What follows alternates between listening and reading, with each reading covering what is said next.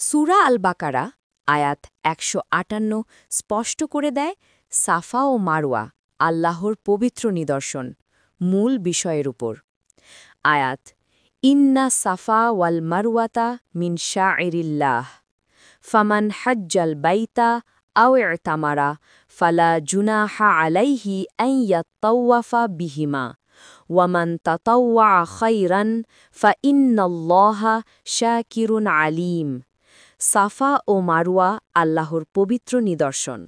সাফা ও মারওয়া আল্লাহর নির্ধারিত বিশেষ প্রতীক। এগুলো কোনো সাধারণ স্থান নয়, এগুলো এমন ইবাদত যা আল্লাহ নিজেই প্রতিষ্ঠা করেছেন।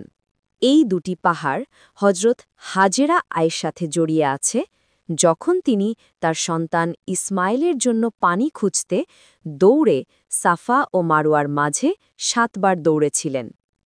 এটি ইব্রাহিম এর পরিবার ও তাওহিদের ঐতিহ্যের সাথে গভীরভাবে সংযুক্ত একটি পবিত্র প্রতীক। সাই করা হজ ও উমরার অংশ। এই আয়াত স্পষ্ট করে দেয় যে সাফা ও মারওয়ার মধ্যে সাই করা হজ ও উমরার একটি অংশ এবং একটি বরকতময় ও সম্মানিত ইবাদত। আজ সাই, হজ ও উমরা উভয়টিরই ওয়াজিব অংশ। আল্লাহ স্বেচ্ছায় করা ভালো কাজের মূল্য দেন। আয়াতের শেষে আল্লাহ তার দুটি সুন্দর নাম উল্লেখ করেছেন। শুকুরকারী, আল্লাহ বান্দার ছোট্ট আমলকেও মূল্য দেন।